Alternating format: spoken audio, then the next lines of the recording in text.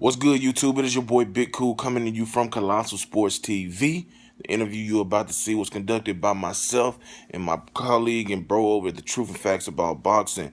Bo, we interviewed WBC Junior Welterweight interim champ Regis Prograis ahead of his July 14th fight against Juan Jose Velasco in New Orleans, Louisiana, where he will be in the main event. If you don't know who Regis Prograis is, you definitely need to check him out, especially after this interview. I will link my boys' Bo channel, Truth and Facts About Boxing, in the description below, so you can go check that out. Check out all the great content, and make sure you hit a like, hit that like button and that subscribe button on his channel. Also, hit the like button, subscribe button, and drop comments on Colossal Sports TV. As you all know, this is an association with Three Kings Boxing under the movement umbrella. But without further ado, enjoy the interview. Peace.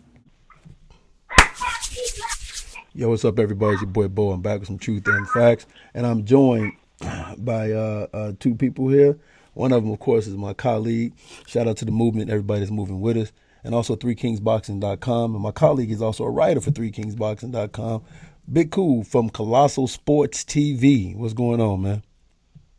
Hey, what's good, man? Glad to be back on. Appreciate you having me on, as well as you, Regis, taking time out of your busy schedule to join us tonight. Yep, cool, bro. Thanks for having me. Hey, Regis. Now, Regis, do you see that? I didn't even introduce you. You see, this is why you can't do stuff with black folks. I didn't even introduce you. My bad, man. I didn't even. This is why you can't do stuff with black folks. It's all good. I'm just messing around. Yeah, of course, we have the WBC interim champion, Mr. Regis Prograis. What's going on, Regis? I'm chilling, man. Just enjoying the day right now. Memorial Day with the family, with the kids. I'm actually sitting in the hot tub right now, so I'm jealous as hell. I'm jealous as all outdoors. All right, so my man Big Cool has some questions he want to ask you, man. So I'm gonna pass it over to Big Cool. Let him ask you a couple questions, and I'll jump into it. Then we ain't gonna make this long because, as always, we definitely appreciate you taking time out for us. And I always love telling this story. Out of all the boxing names that I get wrong, Regis is the only one I get right because he literally made me say his name several times till I said it right. So yeah, you gotta make sure everybody kind of butcher my name. So yeah, you gotta, for a long time people been butchering my name. So I gotta make them say it right now. That's right. All right, Big Cool, go ahead, man. The floor is yours. All right, Regis, we all know that you destroyed Julius Ndongo in the second round to win the WBC interim junior welterweight title, and we all thought that you would be facing Jose Ramirez next, but apparently, your promoter Lou DiBella, along with you, decided that it would be best, I guess, to enter the World Boxing Super Series tournament. Was that something they had to persuade you to do, or you were just like, it makes sense long term to kind of continue to build up your name and, drumming more interest in you in that fight down the line? How did that come together? Well, with the Boxing Super Series, I was actually gonna play. I was already planning on that. No matter what, I think they told me about that probably before the Julius Ndongo fight. They were saying, about the most likely it's gonna happen. It wasn't finalized yet, and I was just like, of course I want to go into it. But with the whole Ramirez thing, I was just actually talking about this with my trainer. He's here too, and we were saying that. So with the whole Ramirez thing being mandatory, they wanted to fight in August. So of course we was like, no, we can't fight in August because we're gonna fight in September or October. That's when the World Boxing Super Series starts, and of course that's a better opportunity. It's way more money, and it's gonna be like a year period. It's gonna be way more money, and it's gonna be 2 belts. Now, if I wanted to fight Ramirez, they said, and like I said, Bob Arum is a very, very intelligent and smart man. So he was saying, all right, well, we'll fight you in August. But they already knew, that I guess it kind of got leaked out that, I was already going to fight in the World Boxing Super Series. So, of course, I can't fight in August if I'm going to fight in September. So we wanted to fight Jose Ramirez in July. And they said, no, we want to fight in August. And I was just, so we was kind of going back and forth on that. And then they offered me this fight. I'm actually fighting July 14th in New Orleans at the UNO Arena. And it's going to be on ESPN on the undercard of Manny Pacquiao. So they kind of it's kind of like, you know, most of the time with mandatories they give you step aside money. They didn't. I don't think they would have offered me step aside money because they already knew I was going to the Boxing Super Series. So they kind of had that on me already. But they offered me this fight, which is a huge fight because I wanted to fight. I definitely wanted to fight before the tournament. You know, that was my big plan. I definitely was gonna go into the tournament, but you know, I wanted to fight in July before the tournament, and we won Jose Ramirez in July. But they were saying no, you can get him, and if you fight him, it'll have to be in August, which is, you know, they know I can't do that because I'm going to the tournament. So it kind of all unfolded like that, you know, and now he's fighting, you know, Daniel O'Connor, and I'm fighting a different opponent, you know, in our hometown. Okay, so you did say that you're going to be fighting on the undercard of Manny Pacquiao, Lucas Matisse. Do you now have a kind of a working relationship with Bob Arum? Because I know this is promoted by Top Rank, or it's just something that so happened to happen, or because I know a lot of speculation, you know, with a lot of fighters, you know, potentially leaving Al Heyman or just leaving the PBC, you know, banner altogether just to explore other opportunities. So could you elaborate a little bit on that without giving too much if nothing's, finalized and official? Well, I'm not with Al Heyman or PBC or none of that. You know, I'm signed as far as I'm promoted. I'm signed with Lou DiBella. You know, and as far as like Bob Arum goes, no, I don't have any ties to Bob Arum. I think Lou DiBella and Bob Arum is just working together on this fight, and that'll be it, just on this fight. But no, I'm promotional contract. I'm with Lou DiBella, and I don't have any ties at all with Al Heyman or PBC. You know, I'm signed with a group, management group called Churchill Management Group.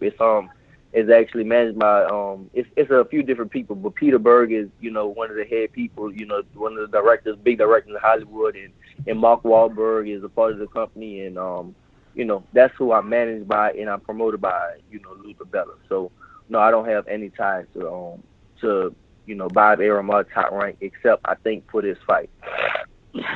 Okay. I know you got to be excited. This will be a question. Then I'll let my man Bo jump in. But I know you got to be excited to be fighting at home, especially being a champion. Do you imagine? I don't know. I guess it's far out before you can say about your nerves. But do you kind of get nervous? I guess fighting in front of your hometown people, or would this be your first time fighting in New Orleans as a pro? No, it's not gonna be my first time fighting as a pro. I fought there my 5th and 6th fight. But it's definitely going to be my first time on the level I'm on right now. Like, I mean, I'm fighting at the UNO Lakefront Arena. That's a huge arena. It was about, 11,000 people. And it's in front of my hometown. So I fought New Orleans before. This is my first time, I feel like really fighting there. When I fought there, my 4th and 5th pro fight, it was kind of just my family and friends there. But now, majority of the city know me. I can't, like, it's crazy. Now I can't go nowhere in New Orleans without somebody knowing who I am. Like, no matter where I go, somebody knows who I am. So, it's gonna be big, And as far as the nerves, man, I don't know. I didn't fight that in a long time, and this is the first, this is gonna be real big, I'm the main event, in my city. I got a belt, I'm ranked number 1 in the world right now, and then in front of my hometown, so this is gonna be real big, So I'm just, as far as the nerves go, I don't know. I can't say yet, but I'll let you know after the fight. Definitely. Go ahead, Bo. Hey, I got a question for you, man. You're fighting July 14th, right? Yeah. You do know that Jose Ramirez is fighting 1 week before you. Yeah, I know. I mean, like I said, man, listen, Bob Arum is a very, very smart man, They didn't want to fight me, Mm-hmm. They know they didn't want to fight me. They could have made the fight. Me and him could have been in July, or even then, he could have entered into the tournament, because right now, most of the best 140-pound fighters are into the tournament, and two of the 4 belts are entering right now. One of them is vacant. The other one is just a vacant belt. But Jose Ramirez has a belt, and the IBF the IBF was taken by Mikey, but that's going to be entered, and Baranchek and Yidja is going to fight for that in the tournament. And then on top of that, Relic is going to fight Edward Trowaninski or something like that for his WBA title. And so the WBO, I think Flanagan Hooker, that's still vacant. Flanagan Hooker's going to fight for that. I'm not sure what they're going to do. And, so Ramirez was the only one left out basically, and they could have put him in the tournament, but they didn't, So, it is what it is, I thought, when people say mandatory, they're supposed to fight, but I kind of knew they wasn't going to do it, when I thought, a lot of people thought when people say mandatory, it has to happen, but, it's obvious that's not the case. You don't have to do it, so. I think they have a year. They have a year to fulfill that mandatory. That's one of the problems. Yeah, well, I mean, I don't know, man. But it's just like, so when they say mandatory, yeah, they do it, but then they offer.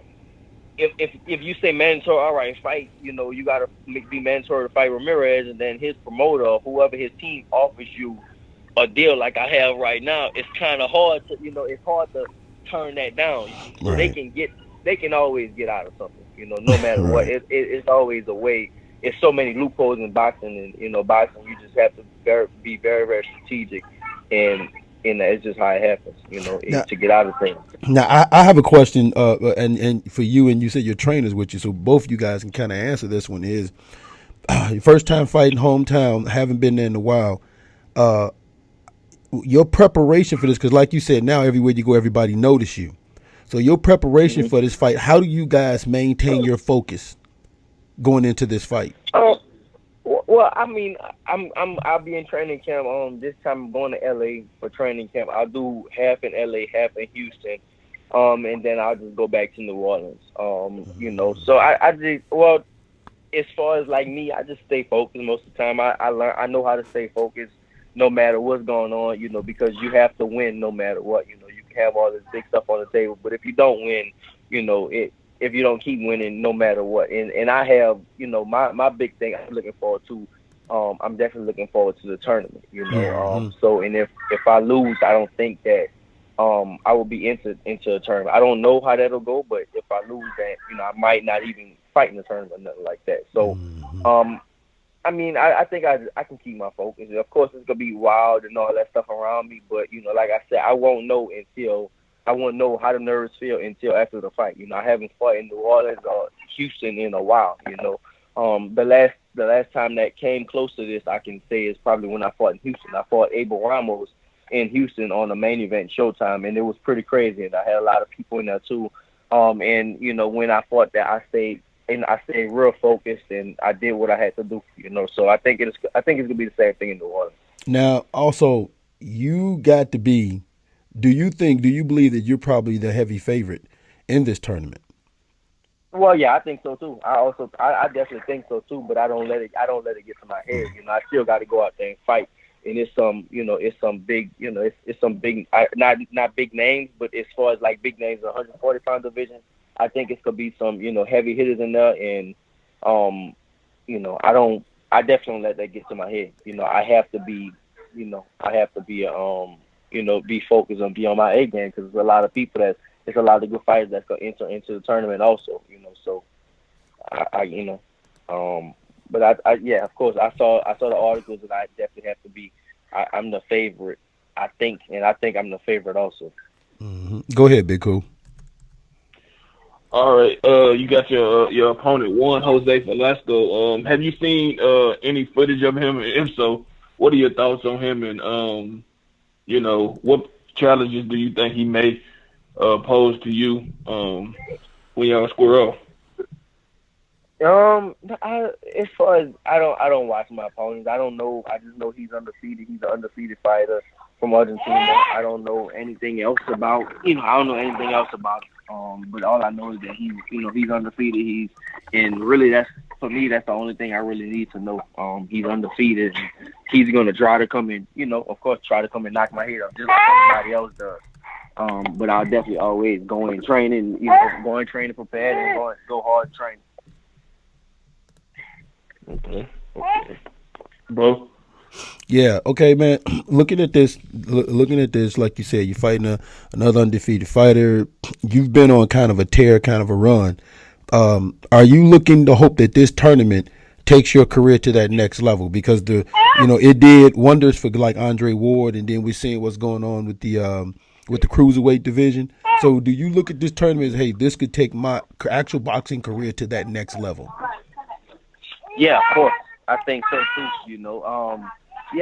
Like I said, you come out the tournament with 2 belts, and I think the grand prize is like you get like $5 million or something like that. So yeah, I definitely think it's gonna be this tournament will solidify me. Most people think I'm the best at 140 right now, and coming out this tournament as a unified champion I think it will solidify that I'm the best, and it'll just take me to just way like a different level. Well, not a different level, but at least people know a different level. As far as like people know who I am, I think that'll it'll be like that. Right. Now, I want to ask you this, champ, because I be following you, and I talk to you off and on. When you're training, man, you have a regimen with the way that you train that most people can say it's kind of tough and very extensive. Is there do you train a particular way for a particular opponent, or this is just who you are? You train your body to be ready for the war that you're about to take it to. Yeah, it's like that for everybody. My training camps is, a lot of people, they don't see the stuff that goes on behind the scenes. My training camp is just ridiculous. Like how hard I train for fights is just crazy. It's not the fights itself. My last 5 fights over 2 years went 10 rounds a total of 10 rounds in 2 years. So I haven't been as far as like pushed. I haven't been pushed in a ring in a real fight in a long. Well, I don't think I ever been pushed in the ring, but as far as like training, it's just so hard, man. Like I kill my body.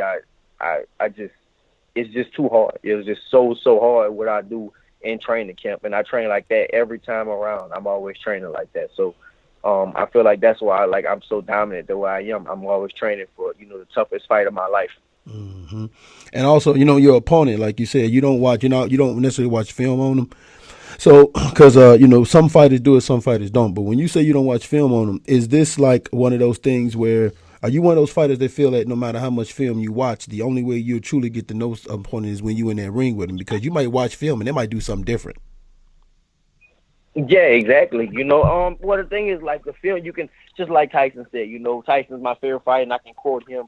Everybody has a plan until they get punched in the face, and that's true. And it's super true. You can have all that stuff all you want, but when you get hit, everything always changes around. So. And you can't, if you watch somebody on film, they can throw a certain punch, and then when they get to you, they might not throw that punch no more. You gotta be watching out for that punch that never comes, or they can fight a certain way and they just change everything around. Another thing, you can't tell from watching film, you can't tell how fast somebody is, you can't tell how awkward they are, you can't tell how hard they hit, you can't tell how durable they are. It might look like, oh, I'm gonna knock this dude out early, and then you hit him, you get in a real fight, you hit him, and it's like he don't go nowhere, or he's slow or he's real fast, and then you get in there and your timing is, the timing is off or something like that. So for me, I just like to, I feel like the best fighters ever, the best fighters in history was always fighters that know how to adjust. And, once you know how to adjust on whatever, just anything, then I feel like, that's when you can be really good. Okay. Big Cool, go ahead, ask him a couple last questions to close out the show, Big Cool. Yeah, this is my last question for you. All right, last time me and Bo talked to you, it was before your fight against Ndongo, or you were scheduled to fight Postal, but he pulled out, so, it was Ndongo, and you wasn't the champion then. Now that you're the champion, and all eyes are on you, and everybody pretty much sees you as the overwhelmingly favorite to win the WBSS tournament, do you feel any added pressure now? Because it was always, how you always speculate, you hear, oh, well, Regis, he's the guy to do this, but now that you took that step from, contender to champion, and everybody's really talking about you. And like you said, in New Orleans and Houston, you can't go nowhere without anybody noticing you. Do you feel a little bit of added pressure to actually, live up to the expectations, not only that you set for yourself, but everybody around you, are putting on you now as a champion moving forward? Nah, man, I don't know. Like, I just don't have, for me, I don't have pressure on me because I'm always training hard, and my whole thing is like I don't I know a lot of people fight just to win, but I don't. To be honest, I don't fight to win. I fight to put on a show. So I'm not going out there and try to fight. I go out there and I try to put on a show, and I going out there and try to hurt my opponent.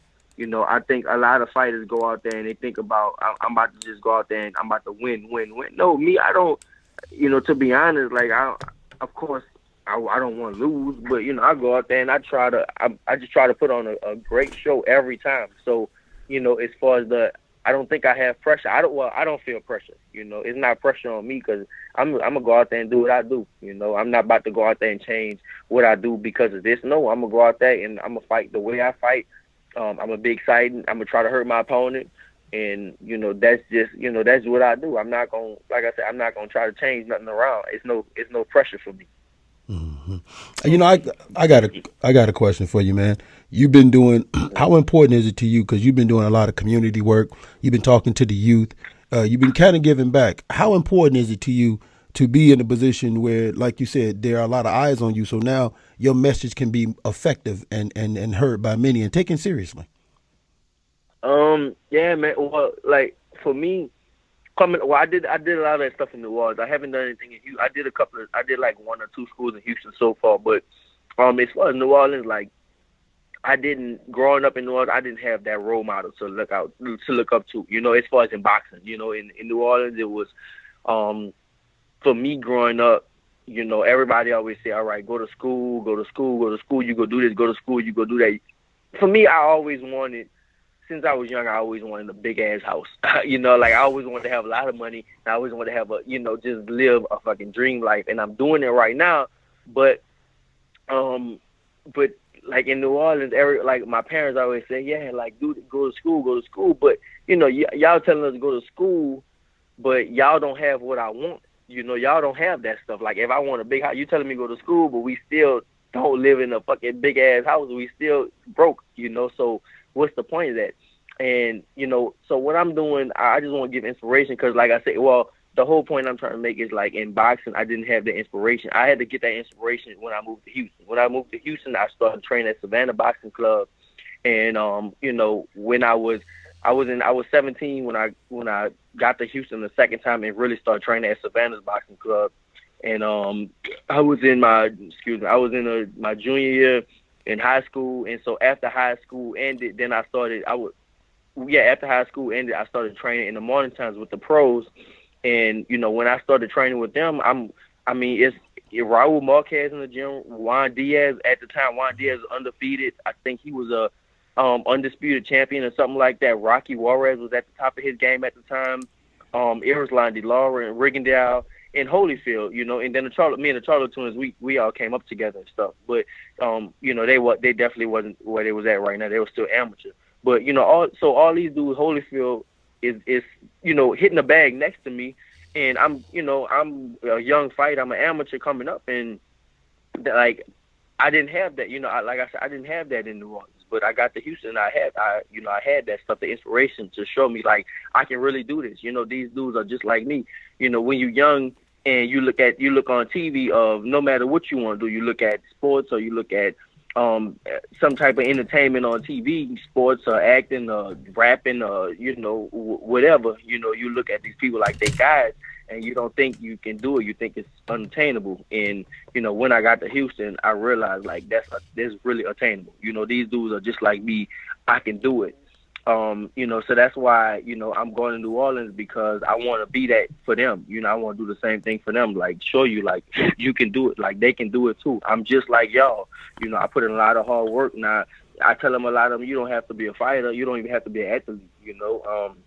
But you can definitely do something and be good at something, and you make a lot of money, and just live out your dream basically.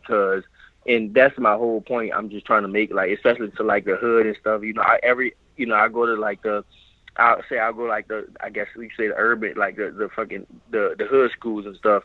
And all the black kids, they want to be some type of athlete or something.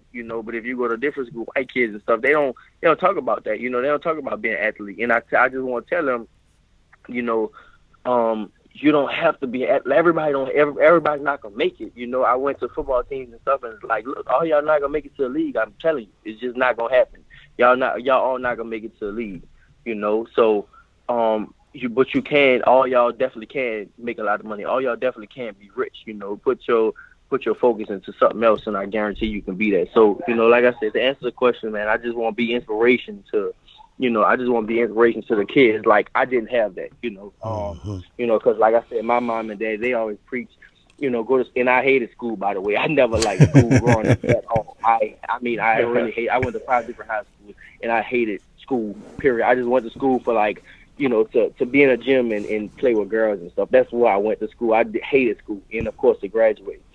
You know, but, yeah, like, I just, for me, it was, you know, my mom and them, they always say, yeah, go to school and do good in your school and stuff like that. But and you know, you young, and of course everybody say that, and everybody around you say that. But it's like, why would I do that? Y'all don't have nice cars, y'all don't have big houses. Why would I? You know, if you telling me go to school and all that stuff, of course not. You know, I tell the kids, of course, definitely, you know, go to school. You know, but it's hard to listen to somebody. You know, it's hard to listen to somebody saying that stuff if they don't have it themselves. You know, it's just like if you know, if a fat person is giving you advice about being skinny, it's like, no, don't listen to. If a broke person is giving you advice about, same thing, a broke person giving you advice about being rich, no, you don't listen to them. You listen to people that know what they talking about. You know, so yeah, that's just, you know, that was all. Just I want to be inspiration for the kids. That's all. Like, I didn't have baby. All right, go ahead, Big Cool, close us out, man. Oh, that's all I have for him, man. I just want to wish you the best of luck in your upcoming fight against Jose Velasco, man, and hopefully we can do this again sometime, man. All right, man. Cool, man. Y'all have a good Memorial Day. The rest of the day. All right, man. Appreciate your time, man. Shoot, y'all. Yeah.